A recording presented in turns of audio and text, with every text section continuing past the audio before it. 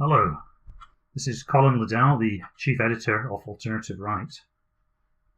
So today I'm going to talk about the election because, there's no getting away from it yet.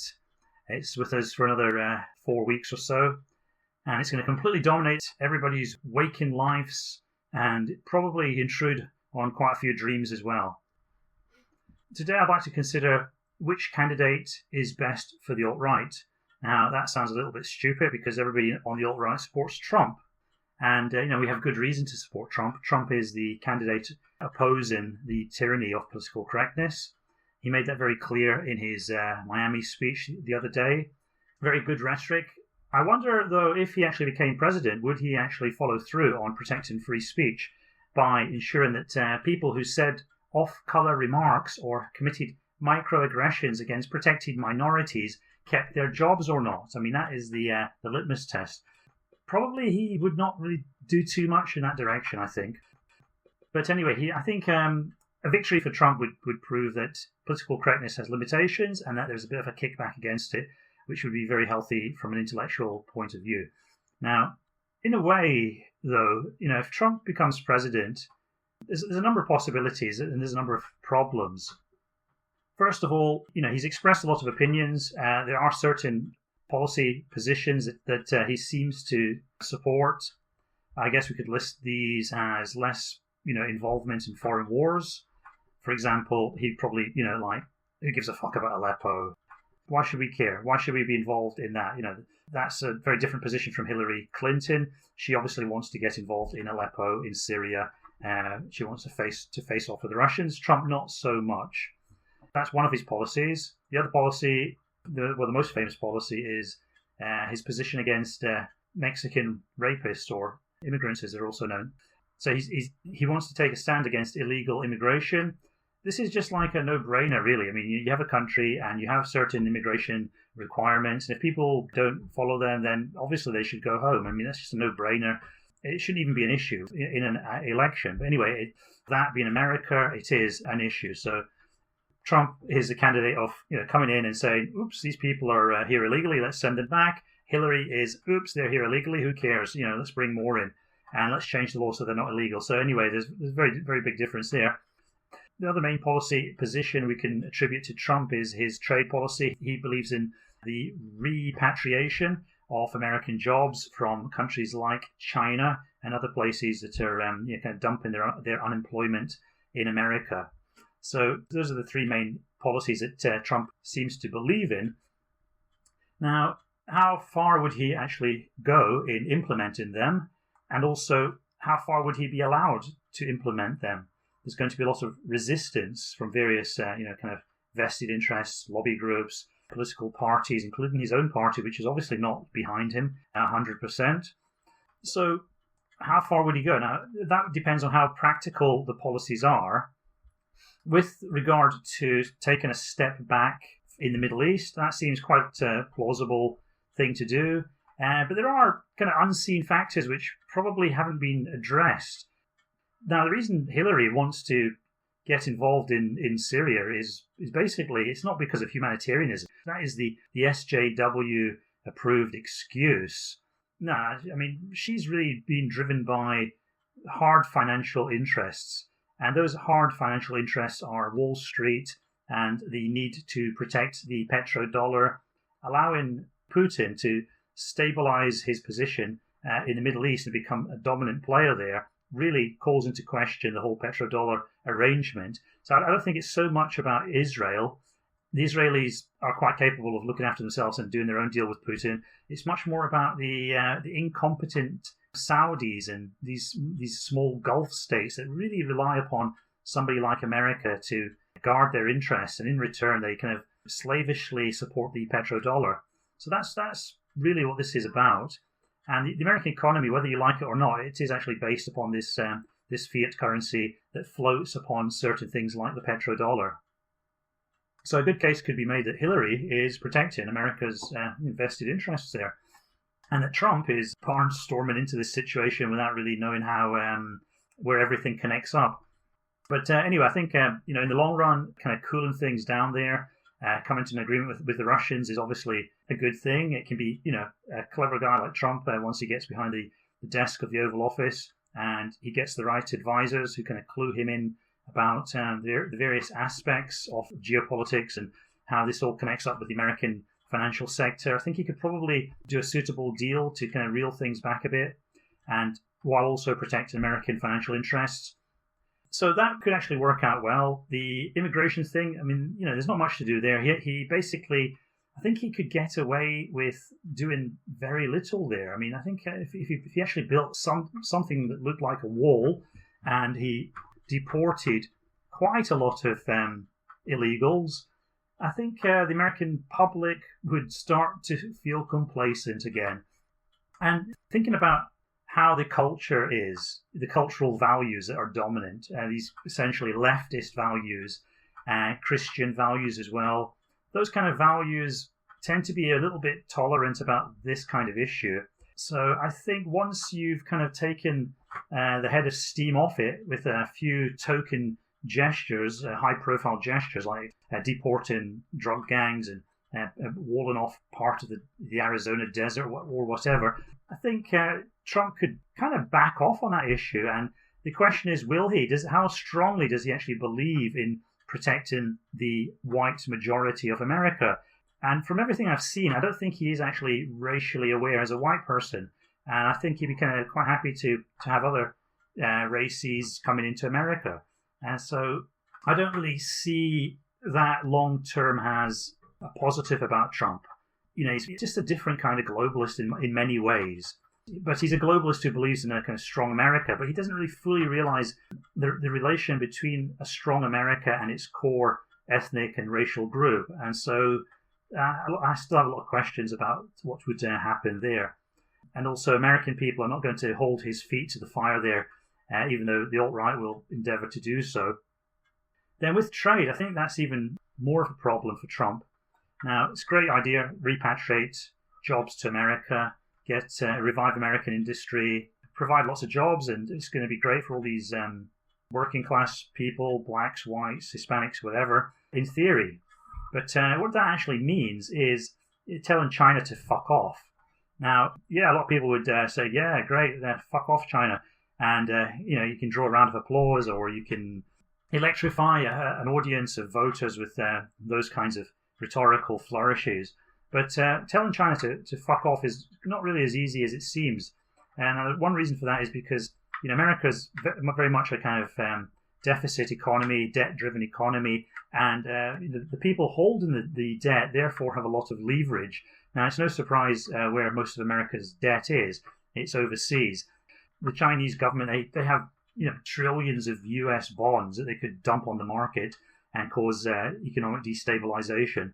And so, Trump's going to have to tread carefully with the Chinese. He's not going to be able to just go barnstorming over to Beijing and lay down the law. There's going to be a lot of careful negotiation, and probably the end result will be that, again, certain token gesture moves are made that play well to the media, but which don't really tackle the issue. So I could see, even with the President Trump in charge, America is still going to be running quite large trading deficits, and they're going to have to really rely on this the same kind of economic foundation as previous governments, the Obamas, the Bushes, the Clintons, going back 20 or 30 years. He might be able to ameliorate things to bring down the deficit and the trade deficit and the government spending deficit. There's certain things he can do that could ameliorate the situation and make it seem less of an emergency. Right now, the way things are going, America is up to its eyeballs in debt, and it wouldn't take much to collapse this Tower of Babylon. So I kind of think that Trump, he's likely to come in. He's going to face a lot of opposition, and he's going to have to be very pragmatic very quickly, and he's going to have to do a lot of deals. And if he's working hard and he's got the right people around him, some of these deals will actually be beneficial. But what they will essentially be beneficial in is reinforcing the situation as it already exists, sort of putting people back to sleep, as it were. So in many ways, I can see Trump working like a kind of blue pill. So he's going to dial things back a bit. He's going to avoid some of the more flagrant contradictions in the system, and essentially who'll end up booting the problems further down the road. Another possibility is if Trump gets in, he faces a lot of opposition, both from the opposition, the Democrats, and the media, and everybody who's basically against him at the moment. And he's going to also face a lot of opposition from within, from his own party, from the conservatives who are still embedded there. And it's going to be quite a difficult presidency. There's going to be a lot of problems, a lot of sabotage, and a lot of this is going to lead to unpleasantness. And a lot of people are going to just blame Trump because he's the guy in office and he's the president. So he's going to have to pick up a lot of that bad karma. And so it's very, very possible that Trump's presidency could only be a one-term presidency. So it's going to be interesting to see how messy that becomes. But so you've got two possibilities there: a messy Trump presidency where he actually tries to drive through some really hard measures, faces a lot of stiff opposition that leads to all sorts of other problems, and then the voters blame him. Or you've got a more kind of tactful, kind of pragmatic, sly, cunning Trump who is able to work with some of these opposition forces and kind of slowly improve things and ameliorate some of the glaring contradictions. So those are probably the two most realistic possibilities with Trump. The third possibility that a lot of people seem to implicitly believe in is that Trump's this great guy, he's going to come in, there's a revolution, everything gets better, America is number one. That, to me, seems to be a little bit, whistling in the dark. Now, Hillary, I think her presidency could be even more interesting.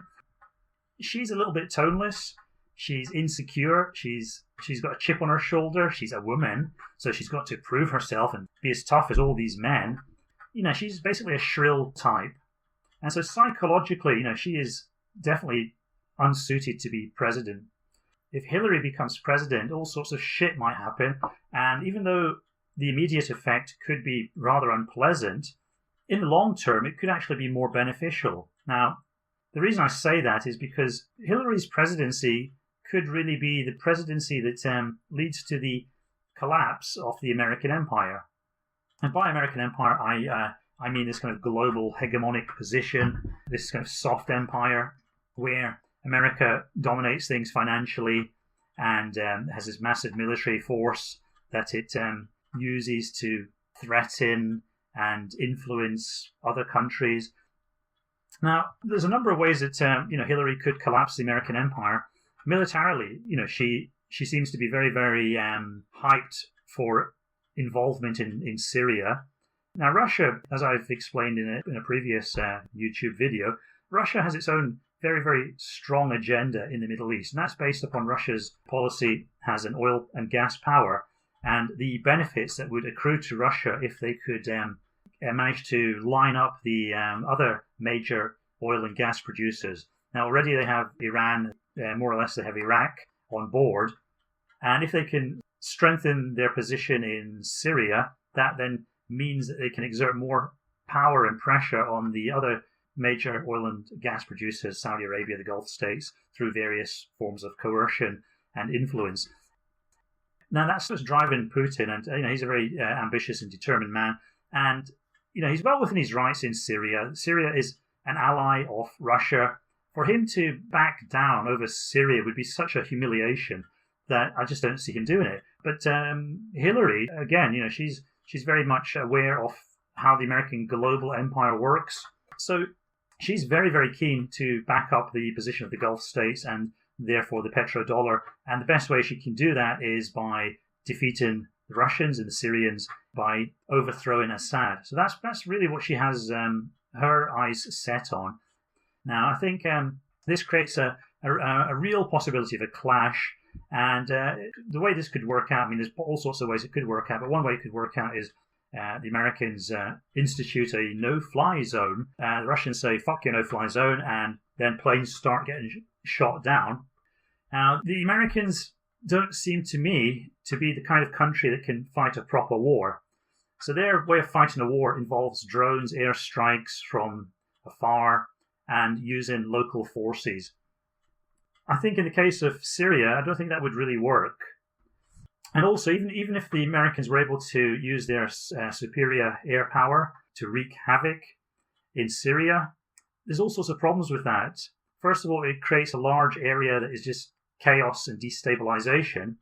And unless you put ground forces in, that's what's going to be the result. And that's not going to go away. That's going to cause other problems. And also, the Russians have several other ways of hitting back. They could hit back in the Ukraine. They could push into the Ukraine. That would cause a very tense situation. It would put Europe in an interesting situation. Also, the Iranian option. The Iranians, of course, lie astride the Gulf. And so with the help of the Russians, they could really cause a lot of problems there. So a war with America and Russia would not necessarily work out to the advantage of America.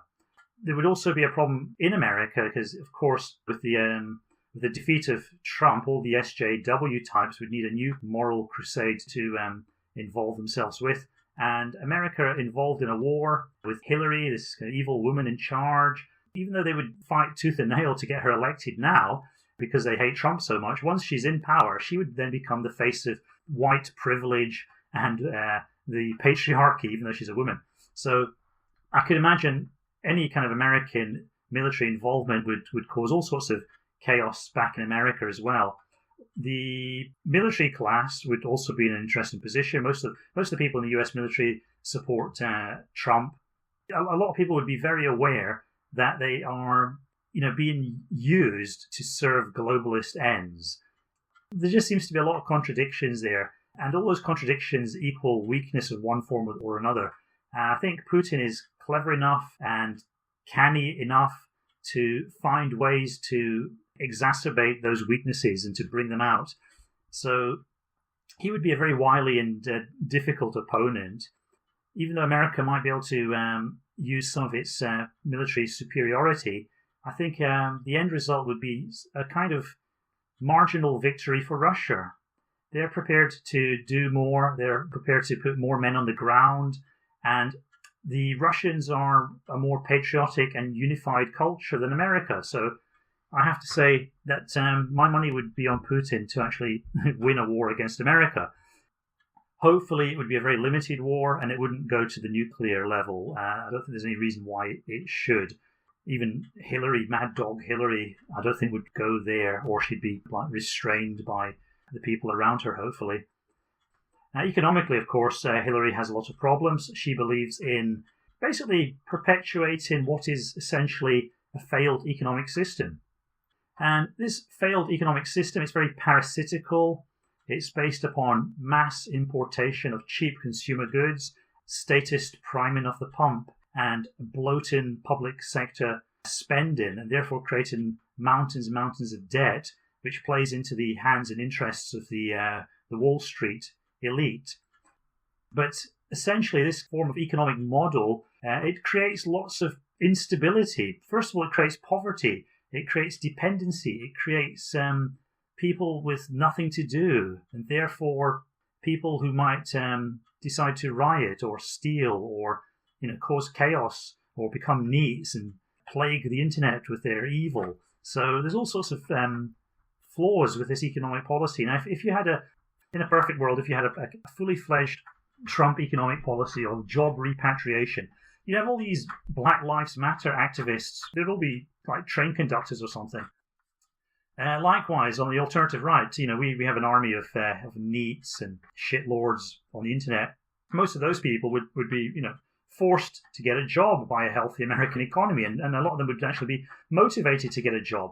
Whereas with the present hollowed out zombie economy that we've created in the last 20 or 30 years, there's no real incentive to do that. So you have a lot of people who are not fully plugged in economically, and therefore, that creates more and more polarization.